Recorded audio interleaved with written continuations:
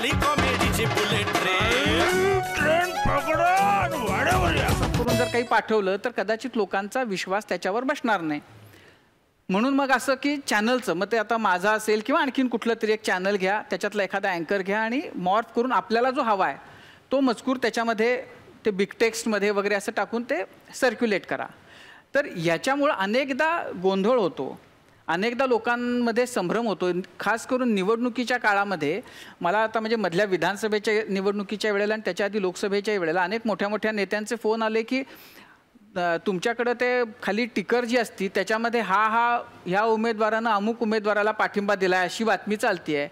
तर मी म्हटलं अशी कशी चालेल, ऐन मतदानाच्या दिवशी असं कसं कोण एखाद्या प्रमुख पक्षाचा उमेदवार विरोधी पक्षाच्या उमेदवाराला कसा पाठिंबा देईल. तर ते असंच मॉर्फ केलेलं आणि मग तिथल्या मतदारांमध्ये ज्याच्यामुळे संभ्रम होईल या पद्धतीचा वापर लोक करतात.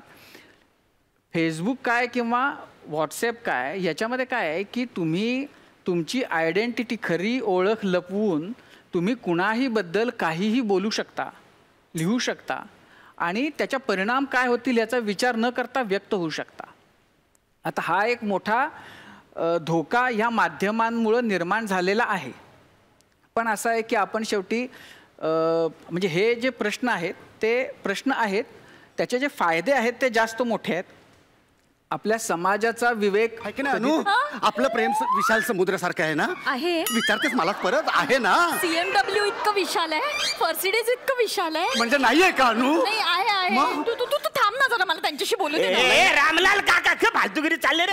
सारखं सारखं तिकडे कशाला ओरतात तिला. इकडे इकडे हे कोण आहे सारखं तुला रुबाब झाडतं कोण आहे, काय करतं फालतूगिरी. त्याचं काय ना, तो आमचा खूप जुना नोकर आहे. म्हणजे माझ्या आईचं जेव्हा लग्न झालं ना तेव्हा हुंड्यात तिच्या बरोबर आला होता तो. तुमच्या आयुष्या हुंड्यामध्ये यो भेटलाय म्हणून मी आता काय बोलत नाही तर खरंच याला उन्हात दगड फोडायला लावला असतं. मला काय वाटतं आपले घरचे जर आधी बोलले तर चालेल का तुम्हाला? नाही काय म्हणजे तसं फारसं माझा गोतावला नाही. लग्न झालं ना आपलं की सासू सासरे नाही, दीर नाही, जाव नाही, काय नाही. म्हणजे लग्न झाल्यानंतर मी राजा तू राणी, पाण्यात बोट बोटीत पाणी. आपलं लग्न आहे ना आगरी पद्धतीत होणार आहे. अच्छा. आणि आगरी पद्धतीत म्हणजे जाम दागिने असतात. साधारण 50 तोला मी दागिने तुला देऊन टाकते. 50 तोळे दागिने? नुसतं दागिने घालायचं तू दिसणारच नाही. बघ तू कधी मला 1 ग्रॅमची अंगठी तरी दिली आहेस का आज? अनु त्याला भुलू नकोस, त्याच्या सोन्याला. आपल्या दोघांचं जे प्रेम आहे ना ते प्रेम म्हणजे एक अनमोल दागिना आहे. नाही प्रेम वेगळं असतं, अनमोल दागिने वेगळे असतात. तू दोन्ही कम्पेअर करू नको. अरू बेबी मीटिंग झाली. अच्छा ते बागात जाय. हा आलो सर. नाही काही नाही, बजेटचं ना त्या दिवशी मी तुम्हाला बोललो ना 3 करोड पर्यंत बजेट होऊन जाईल. 3 करोड. आणि काळजी करायची नाही. आपण काय माहितीये का, आपण सैराटला सुद्धा मागे घालवू शकतो. म्हणजे शुक्रवारी आपण सिनेमा रिलीज केलेला का नाही की मंगळवारच्या आत आपण 80 करोड क्रॉस करू शकतो. काय एवढा धंदा मी देऊ शकतो. No problem. मी येतो मीटिंगला.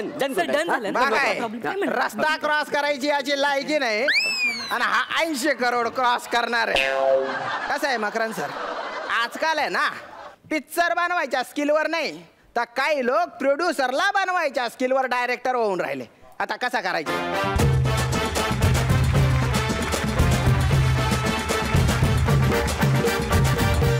मजा आली.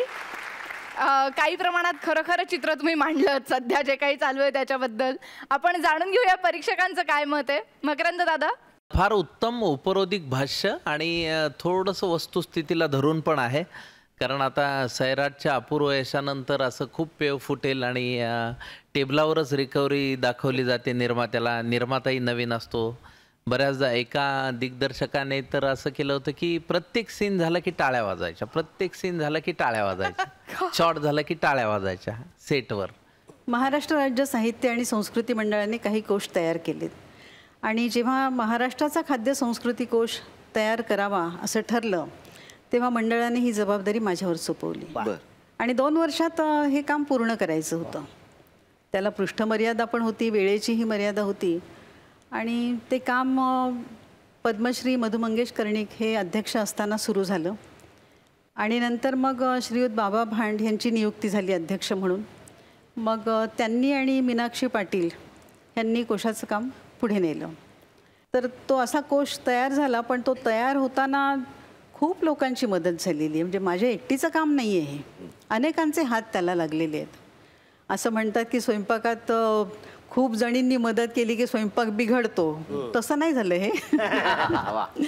खूप जणांचे हात लागलेले आहेत त्याला. म्हणजे प्रवास खूप केला मी. त्या प्रवासामध्ये मला अनेक जण भेटले, अनेक जण आणि अनेक जणी. मग ते सुशिक्षित होते, अशिक्षित होते. एरवी प्रवासामध्ये मी फारशी बोलत नाही, मला एकटीला प्रवास करायला आवडतो. आणि पण छान कविता वगैरे लिहून होतात, काहीतरी चांगलं लिहून होतं, वाचन होतं. पण हे काम चालू असताना खूप लोकांशी बोलले मी. आणि पाळणाघर हे काय मध्येच पाळणाघर आता ते सांगायचंच राहिलं. पाळणाघर सुरू करायचं आहे लहान मुलांसाठी. आता काय झालंय, रात्री ही सगळी तरुण कपल जाणार की नाही बाजारहाटीला, मग त्यांच्या मुलांचं काय, म्हणून मग रात्रीचं पाळणाघर. पाळणाघर स्वतः पाळणाघर एक वेळ काढलं होतं, त्याचं काय झालं होतं आठवतं ना? ती मुलं दुपारी झोपायची सोडून स्वतः दाराडू झोपलेले असायचे, फुस फुस करत नुसती. ती 1.5 वर्षाची पोरं बिचारी त्याच्या आईबापाने पाठवलं, स्वतःच काढून खायची, स्वतःच अंथरूण घालून झोपायची, 3-3 मजले खाली उतरायची. मी संध्याकाळी ऑफिसमध्ये येताना कोंबड्या पकडून आणतो, तसं पोरांना पकडून आणायचो इकडे. अरे हे तुझं पाळणाघर फालतूगिरी नाही. ते जरा नाही, कसं आहे, दिवसाची झोप लागते मला, पण रात्रीची नाही. म्हणजे रात्री जागी असते मी, निशाचर प्राणी. अरे यार ही फालतूगिरी आहे, मला अजिबात जमणार नाही. काय जमणार नाही तुम्हाला ना, बायको काही कष्ट करते ना ते कळतच नाही. एक बाई असून सुद्धा मी बघा देशाची अर्थव्यवस्था सांभाळण्याचा प्रयत्न करते, हातभार लावण्याचा प्रयत्न करते, आणि तुम्ही पुरुषासारखा पुरुष, तुम्हाला झोप कशी लागते? नाही नाही, 1 मिनिट. हा व्यवसाय जर उद्या दुसऱ्याने कोणी केला ना, तर तुम्ही म्हणाल अरे बाप रे, हा बिझनेस आपल्याला सुचलाच नाही, आपल्याला सुचायला हवा होता, असं म्हणत बसाल. बायको सांगते तर ऐकत नाही तुम्ही.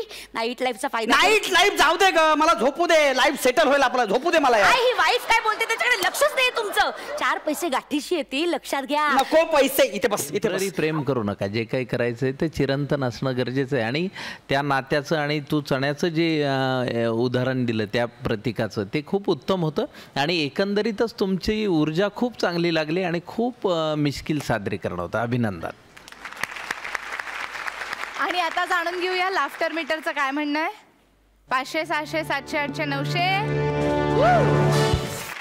अभिनंदन. 900 लाफ्टर मीटर वेगाने तुमचा विनोद सगळीकडे पोहोचलेला आहे. पुढच्या सगळ्या प्रहसनांसाठी खूप खूप शुभेच्छा. असेच हसवत राहा. थँक्यू. तुम्ही बसू शकता.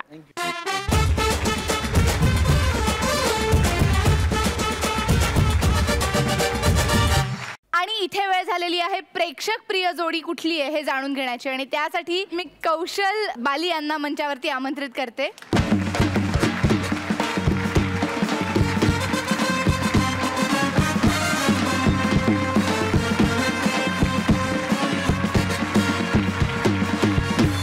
कौशलजी, तुमचं खूप खूप स्वागत या मंचावरती. तुम्ही मराठी? हा, मराठी बोलतो. मराठी उत्तम बोलता. आणि घरामध्ये कुठली भाषा? घरामध्ये हिंदी. माझे मित्र धर्मेंद्र, माझी 2 मुली ममता आणि बरखा. इव्हन परवा बरखानीच मला बोलला का पप्पा तुमचं हे जे तुम्हाला जायचं होता, इच्छा होती, ते पूर्ण झाली. वा. परवा मला बोलत होती. वा. मला असं वाटतं ही चांगली. तर आता आपण काय करूया, परत त्याच्यावरती लिंबाच्या रसाचे 1 ते 2 थेंब टाकूया.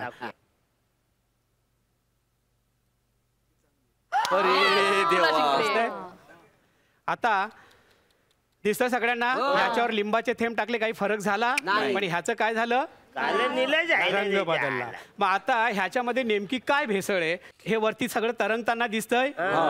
दिसतंय हे वरती. हा आहे लाकडाचा भुसा. आता लाकडाच्या भुशाला रंग लावून मिरची पावडर मध्ये टाकलेलं आहे. आणि हे तळाशी दिसतं सगळ्यांना, दिसतंय हे. ही आहे विटेची भुकटी. आता विटेची भुकटी का टाकत असतील? वजन नाही. पण म्हणजे मला हा एक प्रश्न पडला चे, मगासपासून आपण बघतोय. चल कळलं बुवा, कळलं का बाबा याच्यात भेसळ आहे. पुढे काय करायचं आम्ही आहे ना. मग त्याच्यासाठी मी तुम्हाला एक नंबर सुद्धा देणार आहे, टोल फ्री नंबर. तर त्या ठिकाणी ती तुम्ही तक्रार करू शकता. अच्छा. सगळ्यांनाच नंबर देऊन टाका. हा अन्न औषध प्रशासनाचा नंबर आहे.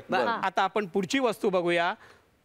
ते म्हणजे एखादी वस्तू गोड बनवायची तर गोड बनवताना आपण काय टाकतो त्याच्यात? साखर. बरोबर आहे? गुळ. बरोबर आहे. आता ही कुठली साखर आहे? काचेचं ग्लास घ्या, थोडंसं पाणी